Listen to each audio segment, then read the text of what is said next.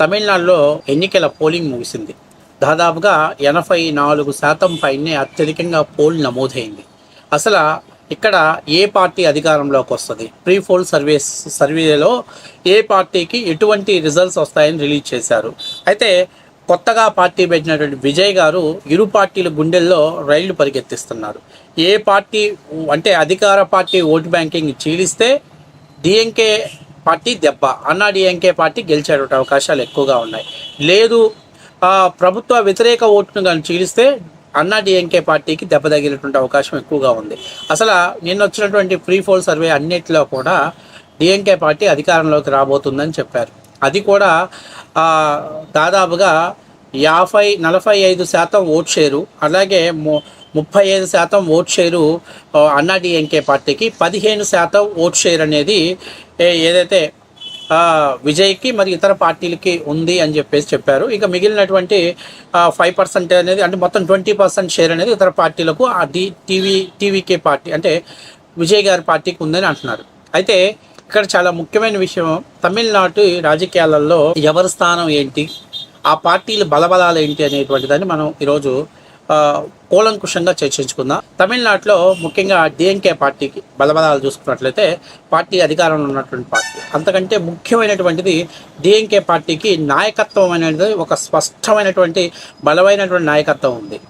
2000 ఏదైతే ఇంతకుముందు జరిగినటువంటి ఎలక్షన్స్ అంటే 2021 ఎలక్షన్స్కి అంతకు ముందు ఎలక్షన్స్లో తీసుకున్నట్టయితే అప్పట్లో డిఎంకే పార్టీకి అంతర్గత విభేదాలు ఎక్కువగా ఉన్నాయి. అంటే కరుణానిధి గారి కుమారులు కూతుళ్ళ మధ్య రాజకీయ ఆధిపత్య పోరు ఎక్కువగా ఉంది. అది ఒక రాజకీయాలలో జయలలిత గారు భారీ మెజార్టీతో అంటే అన్నా డిఎంకే పార్టీ గెలవటానికి కీలక పాత్ర పోషించింది. దాన్ని గ్రహించినటువంటి కరుణానిధి గారు ఒక స్పష్టమైనటువంటి ఆదేశాలు జారీ చేశారు. డిఎంకే పార్టీకి భవిష్యత్తులో రథసారథి పార్టీ పగ్గాలు స్వీకరించేటువంటిది స్టాలిన్ గారే, ఎవరికైనా ఏదైనా అభ్యంతరం ఉంటే పార్టీ నుంచి నిరభ్యంతరంగా బయటికి వెళ్ళిపోవచ్చు అనేటువంటి ఒక స్పష్టమైనటువంటి సంకేతాలు ఇవ్వటం ఈరోజు డిఎంకే పార్టీలో కుటుంబ కలహాలు లేకుండా ఒక్క నాయకత్వాన్ని అంటిపెట్టుకోవడంలో కీలక పాత్ర పోషించింది. సో 2021లో విజయం సాధించడానికి ఈరోజు 26 ఎలక్షన్స్లో విజయ అవకాశాలు దాపరించడానికి కూడా కీలకమైనటువంటిది ఆ రోజు కరుణానిధి గారు వేసినటువంటి ఫౌండేషన్ కారణం. ఎందుకంటే ఆ రోజు కన్యమౌళి గారు నేను ఏదో టెలికామ్ స్కామ్లో అరెస్ట్ అయ్యి జైలుకి వెళ్ళాను కాబట్టి నాకు పార్టీ పగ్గాలు ఇవ్వాలని, అట్లాగే పెద్ద కుమారుడు నాకు పార్టీ పగ్గాలు ఇవ్వాలని, అట్లాగే చాలా ఇబ్బందికరమైన పరిస్థితుల్లో ఉన్నప్పటికీ కూడా కరుణానిధి గారు ఆ రోజు పార్టీ ఫ్యూచర్ని ఆలోచన చేసి ఎంకే స్టాలిన్ గారే భవిష్యత్తు రాజకీయ నా తర్వాత వారసులని ప్రకటించడం, తద్వారా ఎవరైతే అసమ్మతి ఉన్నారో వాళ్ళని పార్టీలోంచి బయటికి వెళ్ళిపోమని ఒక స్పష్టమైనటువంటి ఆదేశాలు ఇవ్వటం ఈరోజు పార్టీ ఫౌండేషన్ పునాది స్ట్రాంగ్గా ఉండటంలో కీలక పాత్ర పోషించింది. ఇది డిఎంకే పార్టీకి పెద్ద ఎఫర్ట్ అన్నమాట. ఇక రెండవ విషయానికి వస్తే అధికారంలో ఉండటం అనేది డిఎంకే పార్టీకి అలాగే పెద్ద ఎత్తున డబ్బు ఖర్చు పెట్టే అభ్యర్థులు కూడా కుదవలేదు కాబట్టి ఎన్నికల ఖర్చుకి వీళ్ళు ఎటువంటి పరిస్థితుల్లో వెనుకాడలేరు. ఇక తర్వాత తమిళనాడులో అత్యంత ముఖ్యమైనటువంటిది భాషా ఆధిపత్య పోరు. అంటే తమిళియన్స్ ఎప్పుడు కూడా కేంద్ర ప్రభుత్వాల పెత్తనాన్ని యాక్సెప్ట్ చెయ్యరు. ఇది స్టాలిన్ గారు బాగా పట్టుకున్నారు. అందుకనే ఆయన ఎలక్షన్స్ ముందు నాటికి డీలిమిటేషన్ మీద పెద్ద ఎత్తున రగడ ఏర్పాటు చేయడంతో పాటు దక్షిణాది రాష్ట్రాలన్నిటికీ రౌండ్ టేబుల్ సమావేశాన్ని ఏర్పాటు చేయడంలో తమిళనాడుని వేదిక చేయడంలో తద్వారా తమిళ ఓటర్స్ని ఆకర్షించడంలో ఆయన కీలక పాత్ర పోషించాడు. ఎందుకంటే తమిళియన్స్కి విపరీతమైనటువంటి భాషా అభిమానం ఉంది. వాళ్ళ తమిళ్ని కాపాడుకోవటం కోసం పెద్ద ఎత్తున ఉద్యమం చేస్తారు, పోరాడతారు. అట్లాగే కేంద్ర పెత్తనాన్ని వాళ్ళు యాక్సెప్ట్ చేయరు. మీరు జయలలిత గారు ఉన్నప్పుడు కూడా మీరు చూసుకోండి, కావాలంటే రాష్ట్రం మొత్తం మీద పూర్తి స్థాయిలో అజమాయిష్ పెత్తనం అంతా కూడా జయలలిత గారిది కానీ కరుణానిధి గారిది ఉంటుంది. అప్పటి నుంచి కాంగ్రెస్ పార్టీ నామమాత్రం, బీజేపీ నామమాత్రం పెత్తనం చేసేవాళ్ళు వాళ్ళ మీద. అంటే ఎవరైతే కేంద్ర పెత్తనాన్ని వాళ్ళు యాక్సెప్ట్ చెయ్యరు. ఇది తమిళనాడులో ఇది డిఎంకే పార్టీకి ఇది పెద్ద ఎఫర్ట్. ఎందుకంటే కాంగ్రెస్ పార్టీతో అలయన్స్ ఉన్నప్పటికీ కాంగ్రెస్ పార్టీ ఏ రోజు కూడా తమిళనాడులో డిఎంకే పార్టీ మీద పెత్తనం చేసే ప్రయత్నం చేయలేదు. ఎందుకంటే అక్కడ బలమైనటువంటి నాయకత్వం ఉంది వాళ్ళకి. కాబట్టి ఇప్పుడు తమిళ ఓటర్స్కి నాడి పట్టుకోవడంలో ఇది కీలక పాత్ర. ఏంటి, వాళ్ళ స్వాభిమానం, వాళ్ళ ఆత్మగౌరవం కాపాడే పార్టీ డిఎంకే పార్టీ అనుకుంటున్నారు. అట్ ద సేమ్ టైం కేంద్ర పెద్దల యొక్క పెత్తనాన్ని ఎదిరించడంలోనూ స్టాలిన్ స్థిరంగా ఉన్నాడు అనేటువంటిది బలంగా వాళ్ళు నమ్ముతున్నారు. ఇక తమిళనాడు మామూలుగా హిందూ దేవాలయాలు ఎక్కువగా ఉన్నటువంటి రాష్ట్రం అయినప్పటికీ కూడా నాన్ హిందూస్ ఎక్కువ ఓటింగ్స్గా ఉన్నటువంటి రాష్ట్రం కూడా తమిళనాడు కావటం, ఆ నాన్ హిందూ ఓట్లని రాబట్టుకోవటం కోసం అప్పుడప్పుడు ఈ డిఎంకే స్టాలిన్ గారు లేకపోతే వాళ్ళ కుమారుడు కావచ్చు ఎవరైనా సనాతన ఓట్లని గిచ్చటం అనేది వాళ్ళకి బాగా అలవాటు నేర్చుకున్నారు.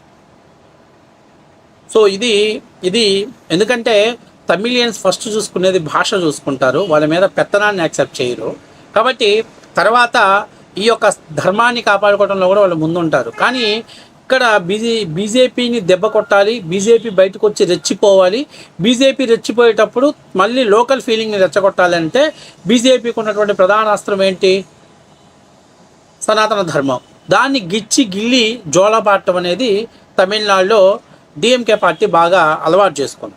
అది ఓట్ బ్యాంకింగ్ రాజకీయం కావచ్చు, మరేతర కావచ్చు. సో ఇందువల్ల తమిళనాడులో ఇప్పుడు ప్రస్తుతం డిఎంకే పార్టీకి ఇవన్నీ కూడా ప్లస్ పాయింట్స్ అని చెప్పవచ్చు. ఇక మైనస్ అంటే అధికారంలో ఉన్న పార్టీ, తర్వాత అవినీతి ఉన్నటువంటి పార్టీ, అలాగే స్టాలిన్ గారి ఒంటెద్దు పోకడతో పోవటం. మొదట్లో ఆయన ప్రజా ముఖ్యమంత్రిగా ఉన్నప్పటికీ రాను కొన్ని విధి విధానాల మార్పులు చేసుకోవటం, అలాగే ఆయన కుమారుడు రాజకీయ జోక్యం చేసుకోవటం, ఇవన్నీ ఉన్నప్పటికీ కూడా అవి పెద్దగా ఓవర్కమ్ కాలేదు ఆ పార్టీకి.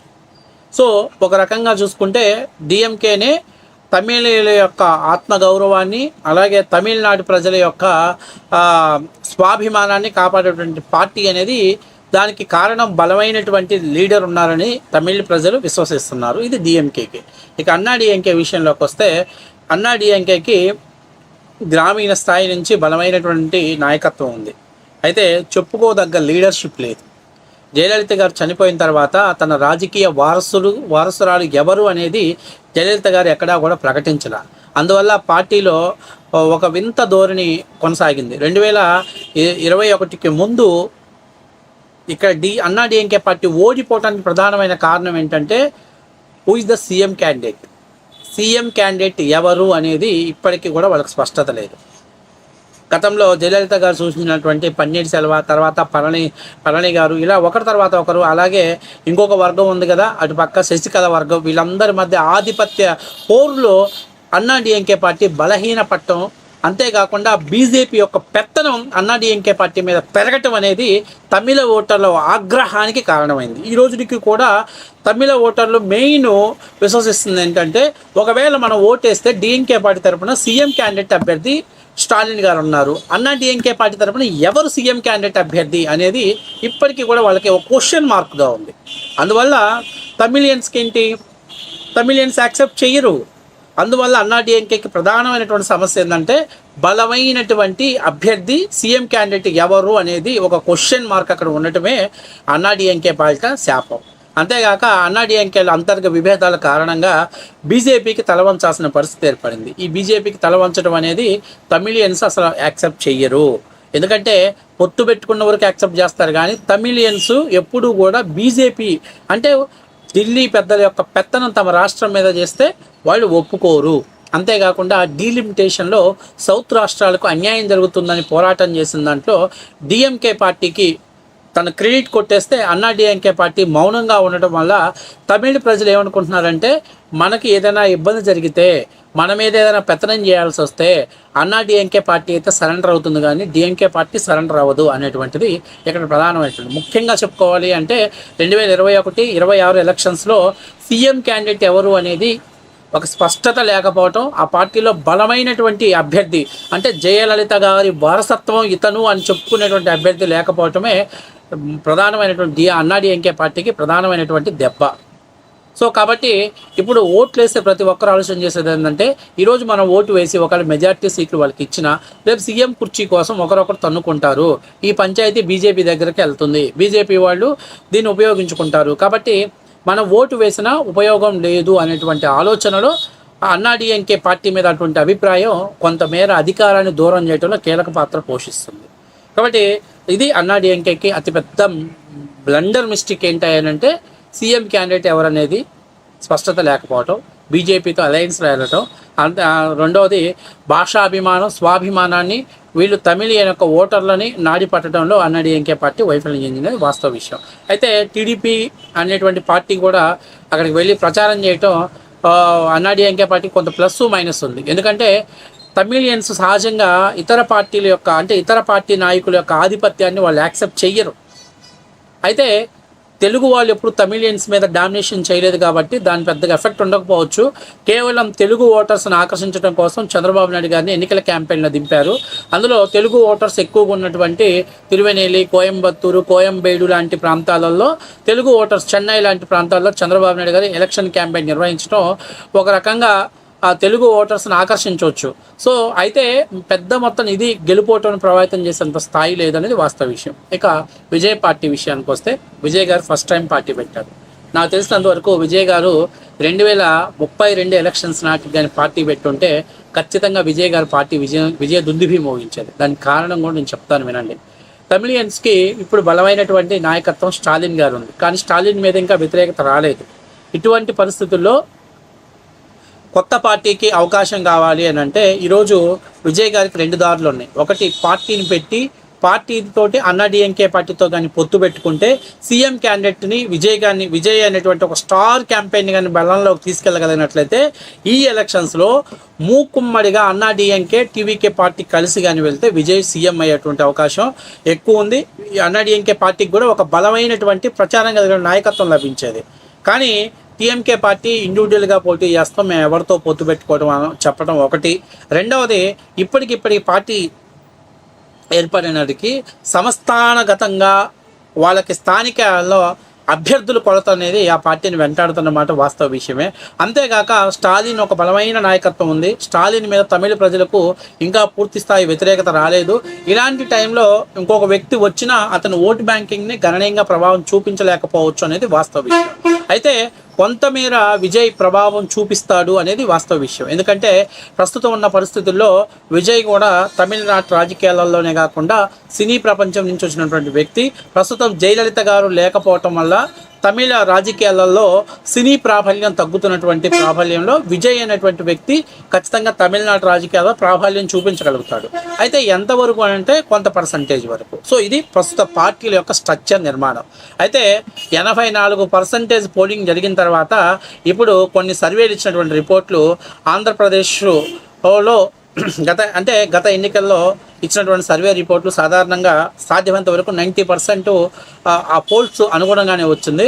సో ఇప్పుడు తమిళనాడులో కూడా ఈ సర్వే ఏ విధంగా ఇచ్చిందంటే డిఎంకే అలయన్స్కి 160 నుంచి 175 సీట్లు, అన్నాడీఎంకే అలయన్స్కి 55 నుంచి 70 సీట్లు, అలాగే టీవీకే మరియు అదర్ పార్టీకి 0 నుంచి 10 సీట్లు రావచ్చు అని చెప్పేసి వాళ్ళు ఒక రిపోర్ట్ ఇవ్వడం జరిగింది.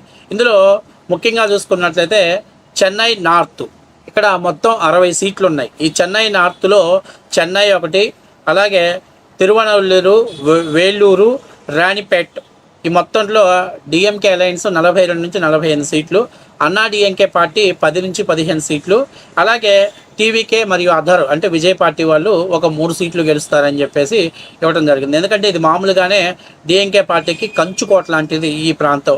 ఎప్పుడో జయలలిత గారికి ఒక స్పష్టమైనటువంటి వేవ్ లైన్ వచ్చినప్పుడు మాత్రమే ఇక్కడ డిఎంకే పార్టీ తప్పబడింది. మిగతా అన్ని సందర్భాల్లో కూడా డిఎంకే పార్టీ ఇక్కడ బలంగా ఉన్నటువంటి ప్రాంతం. ఇక డెల్టా రీజన్స్ ఇక్కడ మొత్తం 40 సీట్స్ ఉన్నాయి.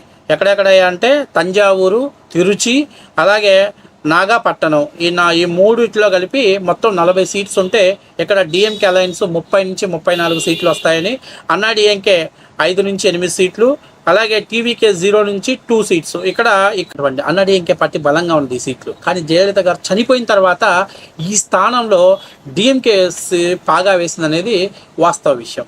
ఇక వెస్ట్ ఇన్ మొత్తం 50 సీట్స్ ఉన్నాయి. ఇది వెస్ట్ తమిళనాడు వెస్ట్ అని. ఇక్కడ వెస్ట్ ఇండ్లోకి వచ్చేసరికి కోయంబత్తూరు, ఈరోడ్డు, అలాగే సేలం, తిరుపూర్ ఇది కమర్షియల్ ఏరియా అనమాట, బిజినెస్ కమర్షియల్ ఏరియా. ఈ ఏరియాలో గతంలో కూడా అన్నాడీఎంకే పార్టీ ఇక్కడ చాలా బలంగా ఉన్నటువంటి పార్టీ. ఇక్కడ డిఎంకే 18 నుంచి 22 సీట్లు, అన్నాడీఎంకే 25 నుంచి 30 సీట్లు, అలాగే టీవీకే అదర్స్ 0 నుంచి 2 సీట్లు గెలిచేటువంటి అవకాశం ఉందని చెప్పారు. ఇక సౌత్ తమిళనాడు ఇక్కడ చూసుకున్నట్టయితే మదురై, తిరువనేలి, రామంతపురం ఇవన్నీ కూడా దేవస్థానాలు ఎక్కువ ఉన్నటువంటి ప్రాంతాలు. ఈ ప్రాంతాలు కూడా గతంలో అన్నా డిఎంకే పార్టీకి బాగా పట్టున్నటువంటి స్థానాలు. కానీ ఇక్కడ డిఎంకే అలయన్స్ 32 నుంచి 36 సీట్లు, అన్నా డిఎంకే 18 నుంచి 24 సీట్లు, అలాగే టీవీకే 0 నుంచి 0 సీట్లు గెలుస్తాయని చెప్పి ఇచ్చారు. ఇక సెంట్రల్ తమిళనాడులోకి వచ్చరికి ఇక్కడ కారూరు, అలాగే పెరంబలూరు, ఎరియాలూరు ఈ 3 చోట్ల కూడా డిఎంకే పార్టీకి 16 నుంచి 20 సీట్లు, అన్నా డిఎంకే పార్టీకి 4 నుంచి 7 సీట్లు, అలాగే అదర్స్ ఒక 4 సీట్లు గెలుస్తారు అని చెప్పేసి ఇక్కడ రాయటం జరిగింది. సో మొత్తం మీదుగా చెన్నైలో కానివ్వండి, లేకపోతే తమిళనాడు మొత్తంలో కూడా ఫ్రీ పోల్స్లో డిఎంకే పార్టీ విజయం సాధించడానికి ఎక్కువ అవకాశాలు ఉన్నాయి అనేది అన్ని ఎగ్జిట్ పోల్స్ క్లియర్గా చెప్తున్నాయి. అయితే ఇక్కడ చాలా ముఖ్యమైన విషయం ఏంటంటే విజయ్ గారు కింగ్ మేకర్ పాత్ర పోషించే అవకాశం ఎక్కువగా ఉంటుంది రేపు రిజల్ట్స్లో అనేది చాలామంది విజయ్ మీద పెద్ద ఎత్తున బెట్టింగ్ వేస్తున్నారు. ఏది ఏమైనా విజయ్కి సింగిల్ డిజిట్ అంటే 10 సీట్ల లోపు మాత్రమే వచ్చేటువంటి అవకాశం ఉంటుంది అనేది కూడా అని కొంతమంది, లేదు డబల్ డిజిట్స్కి రాగలుగుతాడు విజయ్ గారు అని చెప్పి పెద్ద ఎత్తున బెట్టింగ్స్ కూడా కాస్తున్నటువంటి పరిస్థితి ఉంది. ఏది ఏమైనా తమిళనాడు రాజకీయాలలో గెలుపోవటాన్ని పక్కన పెట్టి సెంటర్ అట్రాక్షన్గా నిలబడింది మాత్రం ఖచ్చితంగా విజయ్ గారు అనేది మాత్రం 100% నిజం.